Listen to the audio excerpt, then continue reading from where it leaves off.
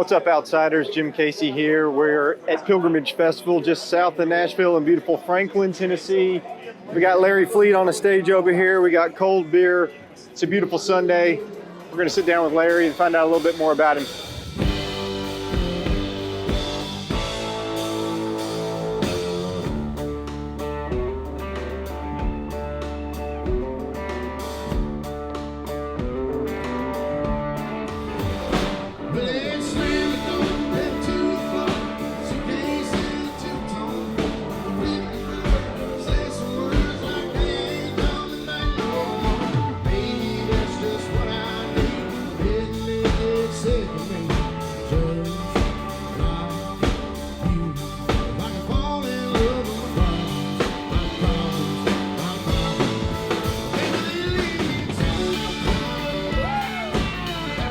This has been a great week. I mean, as far as a musician, you get to play the Grand Ole Opry and a new album comes out. This thing, like we're playing now, is when they told me the lineup with Dave Matthews and I think with the Black Keys and everybody's on it, like I was proud to be a part of it. This is a cool group of musicians. I tell you what, I told myself, I try to talk it down so that I wouldn't get like intimidated or whatever, you know? So I was like, oh, I played the Ryman, and, you know, this is no big deal. And I walk out, I played 2 songs, everything was great. And I'm singing Where I Find God, and I hit the second verse and everybody's singing along and I'm standing in the circle and I'm like, hold on a minute. Like it hit me then, that's when it hit me. I sang the first verse, a piece of the second, and a chorus. And I said, this is as good as it's gonna get, y'all. And I ended, and he said, that's the first time I've ever seen a standing ovation for a song that you didn't finish, you know? So it was special. And that was a goal of mine, was to play the Grand Ole Opry.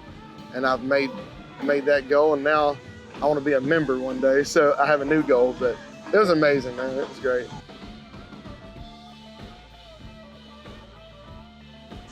It's kind of like a timeline. I mean, there's songs that I've written years ago, and then some of them I wrote right before we went into the studio, but it goes back to whenever I was in high school, really, or actually before that, when I was a kid with Stack of Records. That was my story of how I was introduced to a lot of different music. It was a stack of records my parents had. And then, you know, like church parking lots, talking about hanging out in the church parking lot. And I grew up in White Bluff, Tennessee. There was nothing to do, so we hung out in a church parking lot. And that was kind of, you got that, but then you got a life worth living. You have, you know, heart on my sleeve, which is where I'm at now, with kids and a wife and a family. And, you know, I've had 35 years to learn to write songs and to live a little so that I can write about something. I knew it was a good song because when we wrote it and I sang the demo, you know, it got tossed around and a lot of people heard it and a lot of big names liked it and held it and everything else. But I knew it was a special song when I would play it live, and nobody knew who I was. They didn't know the song. And then it was standing ovation every night and they don't even know who I am. They just liked the song, and I thought, all right. And you know, we're on to something here. And then guys I would duck hunt with, that's what they wanted to listen to going to the duck blind. You know, like it a lot of people related to it, and I knew it was a special song, but I never thought in a million years it would have done what it's done.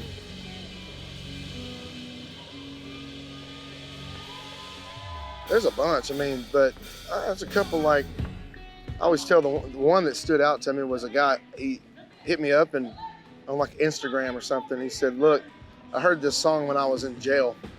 And he goes, you know, pretty much going down the wrong path.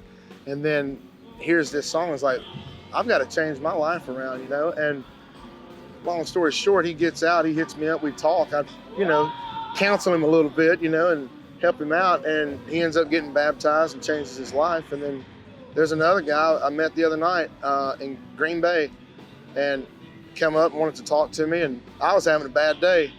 And so he picked me up, but he come and, you know, he was fighting cancer not winning that battle either. And he said that song saved his life, and but him coming and telling me that, so that song saved his life, but him coming and telling me made my day better and made me kind of get out of the little mood that I was in. But the list goes on. You just go down YouTube and look at the comments. It's crazy. And I feel proud, because as a songwriter, that should be your goal, is to write something that means something to somebody, you know. And so I feel good as a songwriter. I feel like I did my jobs.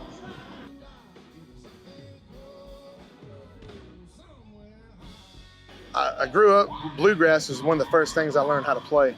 Orange Blossom Special, and actually the Wildwood Flower was the first song I learned how to play on a guitar. And then I learned a lot of, you know, the old gospel stuff, you know, The Circle Be Unbroken, I'll Fly Away, and all that stuff. And I started playing that and listening to that with my grandparents and my great aunt and uncle, and that's kind of where I got that. But and my dad listened to Conway Twitty and Willie Nelson and Merle Haggard, and so that's where I got my songwriting from, was like Merle Haggard and like Willie. And then my mom loved Ozzy Osbourne and Pink Floyd, and so I had a lot of influences. And I still do. I still hear people, this band playing right now sounds awesome. Like, it makes me want to go dance, you know. Like, I'm influenced by a lot of stuff, and still to this day. But there was soul, there was Otis Redding and Ray Charles. So I had a lot of musical influences coming up, and I didn't realize that I was influenced by them.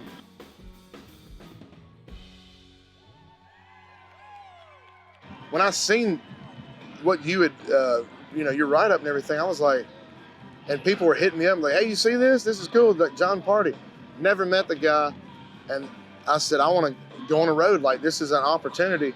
So they got the shows lined up, and he wanted me on the road with him. So I did it, and now we're good friends. But I think it's really cool where it started with you, and then I end up out on the road with him, becoming friends. Now we're singing songs together, and we still go out and play a lot of shows. We're on a lot of shows together. We're playing next weekend together. So it's a really cool thing, and, you know, kind of surreal sometimes the way it panned out.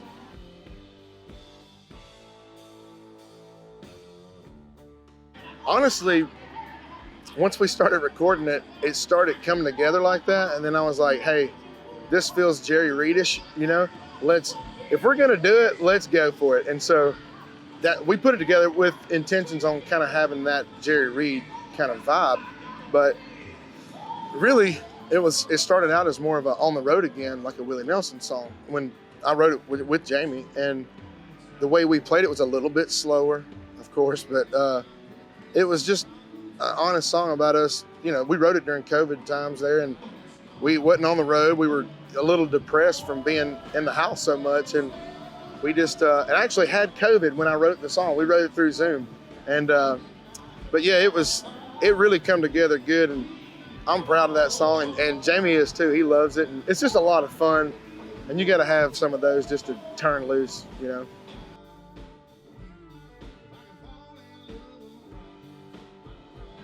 My thing is, most of the world is blue collar, you know, and I know what they're doing and what they're going through and what they do every day, because I've done it for years until just a couple of years ago. And so I know what their life is like. And I wrote these songs about me as a blue collar guy. And my dad and my mom, like my mom and dad still work.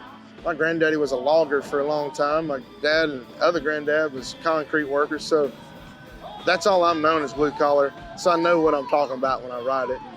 What's harder, making an album or masonry work? Wait, you know what? They both, I thought to myself, man, concrete work, I can just go play music. And I love playing music, I do. I don't want to do anything else. This is what I want to do. But I work hard at it too, because the traveling, you know, I got a family, and it's like, we're gone a lot more than I was when I was pouring concrete. But to answer your question, I want to play music and I want to record records, and I don't want to pour no more concrete. So,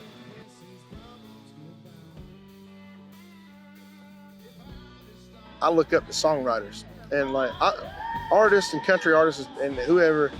I don't really get like starstruck around guys. The only person I felt intimidated by was Willie Nelson, just because he was my hero.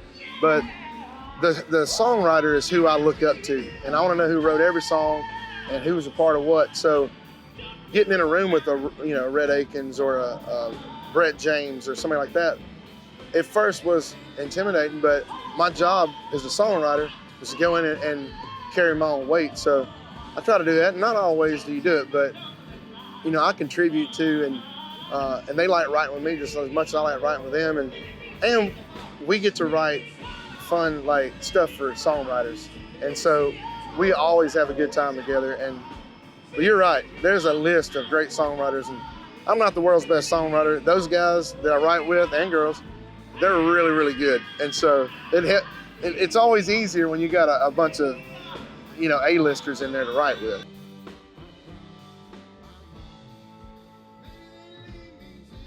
Actually, we're playing shows until the middle of December. So, after COVID, any show that come near me, I was taking whatever I could. So I booked our year out pretty solid. So we got a lot of shows coming up, just scattered out all over the place. We'll be in Texas this weekend with John Party, and so we got a lot of shows, and then duck season's coming up too. So, and deer season is starting up too. So I'm gonna try to do a little hunting anytime that I get, which ain't a lot.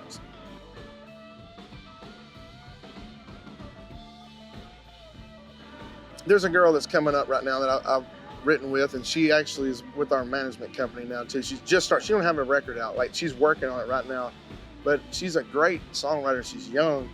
Her name is Shelby Darrell, and she is a little blonde-headed thing, but can sing. But she's a good songwriter, and I appreciate her. And we've written together, and she carried her weight, and I enjoyed it. And she's been out and playing some shows with us, and she works a crowd good and got really good songs. And so Shelby's who I would say. We'll check her out. Yeah, I think probably in the next couple months you'll have something out. So 2 years fast forward, she'll be sitting here. I hope so. I hope so, and hope she pays it forward too.